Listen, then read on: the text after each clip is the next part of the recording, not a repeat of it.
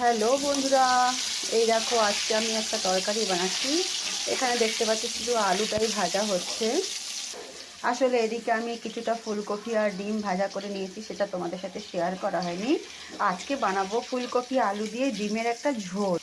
শুরু থেকে তোমাদের সাথে শেয়ার করতে পারিনি, তার জন্য অনেক দুঃখিত। হাতে একটু কাজ ছিল সেই কারণে। তো দেখো এবার আমি দিয়ে দিচ্ছি এর মধ্যে একটু আদা রসুন বাটা, একটু নেড়ে চেড়ে নিই। নুন হলুদটা আমি দিয়েই নিচ্ছি ভাজার সাথে, তাই নুনটা আমি পরে আবার যদি দরকার হয় তখন দেবো, না হলে দেবো না। তো এবার মশলাটাকে, আদা রসুনটাকে ভেজে নিই খুব ভালো করে। এবার আমি দিয়ে দিচ্ছি লঙ্কার গুঁড়ো পরিমাণ মতো, যতটুকু ঝাল আমরা খাই তোমরা তোমাদের হিসাব মতোই ঝালটা ব্যবহার করবে। অনেকে কম খায়, অনেকে বেশি খায়। চাইলে কাঁচা লঙ্কা বাটাটাও ব্যবহার করতে পারো। আমার কাছে আজকে সময়ের একদমই কমই, তাই আমি শুকনো লঙ্কা দিয়ে করছি। নাহলে আমি ভাবছিলাম যে কাঁচা লঙ্কা দিয়েই করবো, কেননা আমাকে আবার কাজে বেরোতে হবে, তো তাই আমি তাড়াতাড়িতে আছি। এবার দিয়ে দিচ্ছি জিরে আর ধনের গুঁড়ো 1 চামচ। এবার বেশ ভালো করে একটু নেড়ে চেড়ে নিই মশলাটাকে। জল আমি দিইনি, মশলাটা পুড়বে না এখন। আর দিয়ে দিচ্ছি বেশ কিছুটা টমেটো কাটা। দেখো শীতের দিনে তরকারিতে টমেটো না দিলে চলে বন্ধুরা। এবার যেন আমার মনে হচ্ছে মশলাটা একটু পুড়ে যাবে, তাই আমি অল্প একটু জল দিয়ে দিচ্ছি যাতে মশলাটা না পড়ে। তোমরা ভাবছো এটা আবার কী রেসিপি? একদমই সিম্পল রেসিপি, ঘরোয়া রেসিপি, যে আমরা নর্মাল সবাই খেয়ে থাকি। এতে কোনো আলাদা স্পেশালিটি কিছু নেই।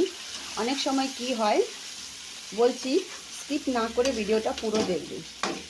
অনেক সময় হয় কি, অনেক সিম্পল সাধারণ জিনিসগুলো কিন্তু অনেকটা আগে বেরিয়ে যায়। তো সেই রকমই অনেক সময় সিম্পল তরকারিগুলো কিন্তু অনেক স্বাদিষ্ট হয়। এবার আমি দিয়ে দিচ্ছি কেটে রাখা ফুলকপিগুলো, মানে সরি, ভেজে রাখা ফুলকপিগুলো, ভুল হয়ে গেছে। আর এখন কিন্তু শীতকালে এরকম ফুলকপির ঝোল খেতে দারুণ লাগে। এটা যদি কাঁচা লঙ্কা দিয়ে হতো আমার মনে হয় একটু বেস্ট হতো। আমার কাছে এখন সময় নেই, সময়ের অভাবে আমি বাটনাটা বাটতে পারিনি, তাই যা ছিল তাই দিয়ে আমি করে দিচ্ছি।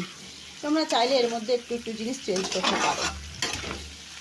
যখন সব কিছু মিলিয়ে দিলাম তরকারি, দেখো কত সুন্দর কালার এসছে, তাই না? এই দেখো ডিমটা পড়লে আর একটু চেঞ্জ হয়ে যাবে জিনিসটা। স্বাভাবিক সব কিছুতেই যদি একটু কিছু ডিফারেন্ট হয় জিনিসটা চেঞ্জ হয়ে যায়। তো সাধারণ জিনিসও অনেক মূল্যবান হয়ে ওঠে। আশা করি ধাক্কা দিয়ে ভিডিওটাকে ফেলে আগে বেরিয়ে যাবেন না, ভিডিওটা পুরো দেখবেন বিনা স্কিপ দিয়ে। সরি, আমি একটু মাঝে মাঝে আমার হিন্দি টানটা চলে আসে, কেউ কিছু মনে করবো না, একটু বুঝে নেবে। আসলে কথা বলতে বলতে অভ্যেস, তো একটু হিন্দি টানটা আমার চলে আসে, কিছু মনে করবে না। সারাদিন আমাকে এত রান্না করতে হয় যে আমি নিজের ঘরে রান্নাটাকে বেশি টাইম দিতে পারি না, তাই ঝটপট ঝটপট রেসিপিগুলো আমি ঘরে রান্না করি, যেগুলো খুব তাড়াতাড়ি হয়ে যায় আর খেতেও বেশ ভালো লাগে। ফুলকপির সাথে সাথে আমি এখানে আরেকটা জিনিস রান্না করলাম, যে রেসিপিটা তোমাদের সাথে শেয়ার করতে পারছি, সেটা হলো ছোটো ছোটো চুনো বেগুনগুলোকে, তেল বেগুন। এটা আমার বর বললো যে খাবে, আমি বেগুনটা একটু কমই খাই, আমার একটু অ্যালার্জি আছে। তবুও যখন লোভ না সামলাতে পারে তখন আমি খেয়ে নিই, কেননা আমার ভীষণ প্রিয় বেগুন। এখন সমস্যার কারণে আমি খাই না। তো এইটা কেমন লাগছে দেখতে একটু অবশ্যই বলবে।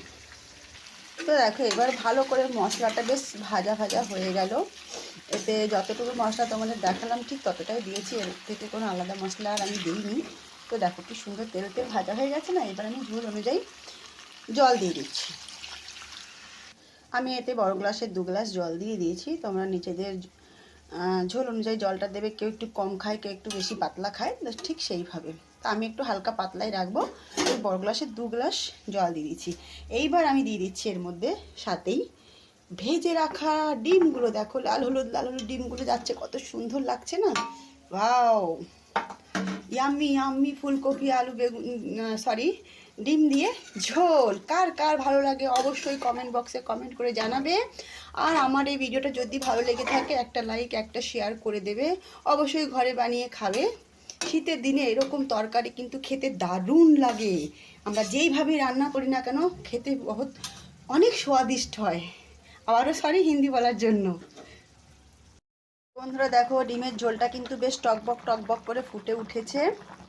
এবার বাটা তো গরম মশলা নেই আমার কাছে, আছে একটু দালচিনি পাউডার। আমি একটু গন্ধ হওয়ার জন্য দালচিনি পাউডারটা দিয়ে দিচ্ছি, কেননা আমি ভুলে গেছিলাম গোটা দালচিনি দিতে তেলে। এবার দালচিনি পাউডার দেওয়ার পর আমি একটু মিক্স করে নিই। দেখো ডিমগুলো কিন্তু কফির সাথে খুব মানিয়েছে, তাই না বন্ধুরা? তো বন্ধুরা সবশেষে আমি একটু ধনেপাতা দিয়ে দিলাম। দেখো তো তোমাদের কেমন লাগলো ভিডিওটা একটু অবশ্যই জানাবে কমেন্ট বক্সে কমেন্ট করে। আর যদি ভালো লেগে থাকে একটা লাইক একটা শেয়ার করে দেবে, স্কিপ না করে ভিডিওটা পুরো দেখবে, তাহলে রেসিপিটা বুঝতে পারবে। আমি শুধু ভাজিটাই তোমাদের দেখাইনি, বাকি সবটাই তোমাদের দেখিয়ে দিলাম। তো আশা করি ভালো থাকবে, সুস্থ থাকবে। শীতের মধ্যে এরকম তরকারি বানিয়ে সবাই খাবে। টাটা, বাই বাই, আবার দেখা হবে নতুন ভিডিওর সাথে।